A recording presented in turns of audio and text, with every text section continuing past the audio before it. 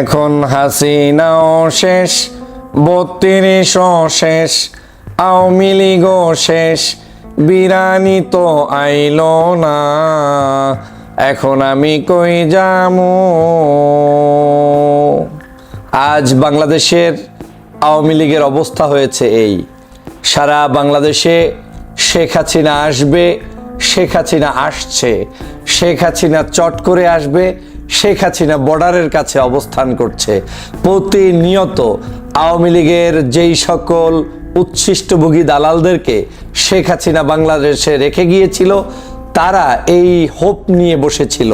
গতকালকের রাতে সেই হোপ চূর্ণ বিচূর্ণ করে দিয়েছে বাংলাদেশের ছাত্র জনতা। আবারও প্রমাণ হয়েছে বাংলাদেশে কোনো অবৈধ শাসকদের লেসপেন্সারদের স্থান হবে না, দোসরদের স্থান হবে না। আওয়ামী লীগের কোনো ধরনের প্রোপাগান্ডায় এদেশের জনগণ প্রভাবিত হবে না ইনশাআল্লাহ। গতকালকের রাত্রে দেখেছেন আওয়ামী লীগের সেই মানুষগুলো কান্না জড়িত কণ্ঠে বিভিন্ন বর্ডারের প্রান্ত থেকে তারা সেখান থেকে এখন মাপ চাচ্ছে, ক্ষমা চাচ্ছে, দয়া ভিক্ষা চাচ্ছে, নতুন করে আপনাদের কাছে ক্ষমার জন্য চাচ্ছে, কারণ তাদের সব কিছু এখন শেষ। আর এই শেষ করার মূল নেত্রী হচ্ছে শেখ হাসিনা।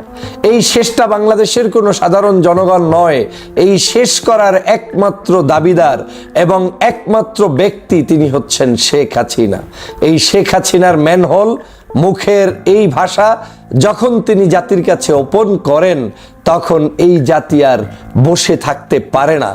আজ 32 নাম্বার চূর্ণ বিচূর্ণ করে দিয়েছে এই দেশের ছাত্র জনতা।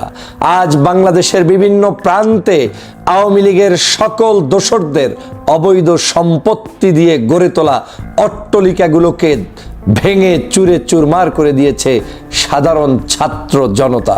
প্রমাণ হয়েছে এই দেশ 24-এর সেই জুলাই বিপ্লবের চেতনার বাহিরে গিয়ে কোনো কিছুই বাস্তবায়ন সম্ভব না। আগামীর রাজনীতি বিনির্মাণ করতে হলে এই 24-এর চেতনাকেই লালন করে ধারণ করে তারপরে আপনাকে পথ চলতেই হবে। কেমন আছো বন্ধুরা? কেমন যাচ্ছে ছাত্রলীগের আমার সেই শুভাকাঙ্ক্ষী ভাইয়েরা? কেমন যাচ্ছে আপনাদের গতকালকের রাত, উৎসবময় দিন, যেই রাতে এবং দিনে আপনি শেখ হাসিনার কণ্ঠ শোনার জন্য অপেক্ষমান ছিলেন? আজ কেমন যাচ্ছে আপনাদের? কেমন ঘুম হয়েছে বলেন তো? সারা রাত কোন কোন কলিজার ভিতরে আপনাদেরকে ছাত্র জনতা প্রেগ দিয়েছে, সেখানে আপনাদেরকে আঘাত করেছে, একটু কি বলতে পারবেন? আমরা জানি বলতেও পারবেন না, কারণ আপনাদের বলার মতো ভাষা আর নেই। অনেকে ভেবেছিলেন 6 মাসের মধ্যেই ওলট পালট করে বাংলাদেশে প্রত্যাবর্তন করতে যাচ্ছে কয়েকদিনের মধ্যে শেখ হাসিনা। ইন্ডিয়ার পত্রপত্রিকা তো বলতেই থাকলো যে কোনো মুহূর্তে ঢুকবে হাসিনা, যে কোনো মুহূর্তে বিমানে করে আসবে, এয়ারপোর্টে নামবে আর গণভবনের দিকে রওনা দিবে। দিলেন তো, দিয়েছেন তো। যতবার রওনা দিতে চাবেন ততবারই এই বাংলার জনগণ আপনাদেরকে নিকৃষ্টতার স্থানে ফেলে দেওয়ার জন্য আপনাদের পিছনে এই সংগ্রাম অব্যাহত রাখবে। প্রিয় বন্ধুরা আমার, বাংলাদেশের যে প্রান্ত থেকে আমার ছাত্র বন্ধুরা, ছাত্রী বোনেরা আজকের এই আন্দোলনে শরিক হয়েছেন, আপনাদেরকে ধন্যবাদ জানাই। এটা আপনাদের বিজয়, এই বিজয় আপনাদের, এই বিজয়ের দাবিদার আপনারা। আপনারা 5ই আগস্ট দেখিয়েছেন, আপনারা 5ই ফেব্রুয়ারিও দেখিয়েছেন। আওয়ামী লীগের দোসরদের এখন কান্না করা ছাড়া আর কোনো উপায় নেই। আমি ওদের কান্না শুনতে পাই, ওদের কান্না আমার কানের কাছে ভাসছে, ওদের আওয়াজগুলো আমি বুঝতে পাচ্ছি। ওরা এখন কি পরিমাণ জ্বলছে সেটা আমি বুঝতে পারছি।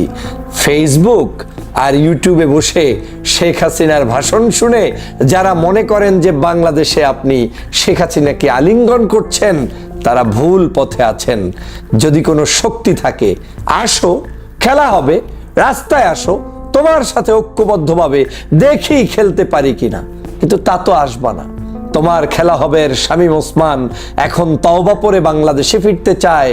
তোমার খেলা হবে শেখ হাসিনার বিভিন্ন দালালরা এখন আমাদের সাথে যোগাযোগ করে জীবনকে রক্ষা করতে চায়। আমরা অমানুষ নই, আমরা মানুষ। আমরা কাউকে কষ্ট দিতে চাই না। কিন্তু রাখে আল্লাহ মারেকে বলেছিলেন শেখ হাসিনা। শেখ হাসিনা যে বক্তব্য দিয়েছে সেটা তিনি পালন করেন নাই। আজ রাখে আল্লাহ মারেকে প্রমাণ হয়েছে বাংলাদেশের মানুষের উপরে যে জুলুম নির্যাতন অত্যাচার হয়েছে তার জবাব জনগণ দিয়ে দিয়েছে। কাকে আপনি অত্যাচার করেন নাই? তখন আপনি অত্যাচার করেছেন প্রশাসন দিয়ে, আর এখন আপনি এটা রিসিভ করছেন সাধারণ জনতার মাধ্যমে। পার্থক্য হচ্ছে এখন জনতা যা করছে এটাই হচ্ছে রিয়াল দেশের প্রতি ভালোবাসা, আর ওই সময় আপনি প্রশাসন দিয়ে যা করিয়েছেন সেটা ছিল আপনার দেয়া চাপিয়ে দেওয়া এক ধরনের জুলুম অত্যাচার। প্রিয় বন্ধুরা, আওয়ামী লীগের ভাইয়েরা, ছাত্রলীগের বন্ধুরা কোথায় আছেন? কোথায় খেলবেন? কোন মাঠে খেলবেন? কি অবস্থায় খেলবেন? আসেন, আমরা প্রস্তুত, আমরা প্রস্তুত। আমরা আপনাদেরকে দেখেছি, আপনাদের লম্ফ জম্ফ দেখেছি, 15ই আগস্ট দেখেছি, আর 5ই আগস্ট দেখেছি, আর এই 5ই ফেব্রুয়ারিও দেখলাম। বাংলার জনগণ দেখেছে শেখ হাসিনার পাশে একটা মানুষ নেই। আর মানুষ কেন, একটা কুকুর, বিড়াল, ছাগল, প্রাণী কেউ কি এসেছে তার পাশে? নেই। শুধু শুধু মিথ্যা বানোয়াট বক্তব্য দিয়ে লম্বা আধা ঘন্টার উপরে বক্তব্য ছেড়ে লাভ কি হলো? আপনার এই কথা শুনে আমাদের দেশের কি উপকার হয়েছে? বরং আপনি বিভেদ ছড়াচ্ছেন, বরং আপনি অন্যায় করছেন, বরং আপনি তওবা করার কথা তওবা না করে দাম্ভিকতা দেখাচ্ছেন। আপনার দাম্ভিকতা শেষ হয়ে গিয়েছে। এখন শাহবাগের ওদের ভিতরটা জ্বলে পড়ে ছারখার হয়ে যাচ্ছে। শাহবাগীরা কোথায় এখন? তোমরা শাহবাগের মোড়ে মোড়ে যারা সেই 2013 সালের জুলুম অত্যাচার করে মানুষদের উপরে নির্যাতন করেছিলে, আজ তোমরা কোথায়? আজ শাহবাগে বিরিয়ানি নেই, আজ শাহবাগের সেই ফ্রি খাবার নেই, আর সে কারণে তোমাদের মানুষ নেই। কিন্তু আমাদের আন্দোলনে মানুষ আসছে, আসবে, থাকছে, থাকবে বিনা টাকায়, বিনা পয়সায়, বিনা বিরানিতে। কারণ দেশের মানুষের জন্য তারা আন্দোলন করছে, দেশের মানুষের জন্য তারা কথা বলছে। অতএব এই আন্দোলনের স্রোত কেউ বন্ধ করতে পারবে না, পারেনি কখনো।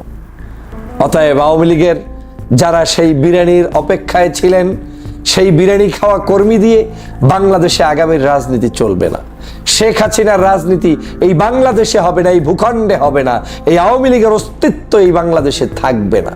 অতএব আজ আমাদের শপথ হয়েছে, নতুন শপথ, সেটা হচ্ছে সকল দোসরদেরকে ঘুরিয়ে দাও, দেশপ্রেমিকদেরকে প্রতিষ্ঠিত করো।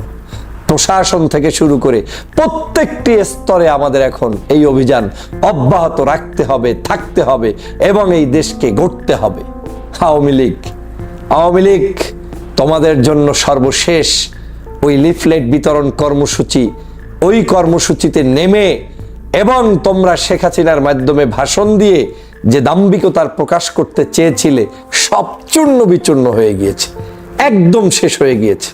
এখন বালু, কণা আর ইটের বারুদের মধ্যে লুকায়িত তোমাদের সকল স্বপ্ন। তোমরা আর এখন মানুষের মনোপটে স্থান অর্জন করতে পারবে না, শেষ হয়ে গিয়েছে।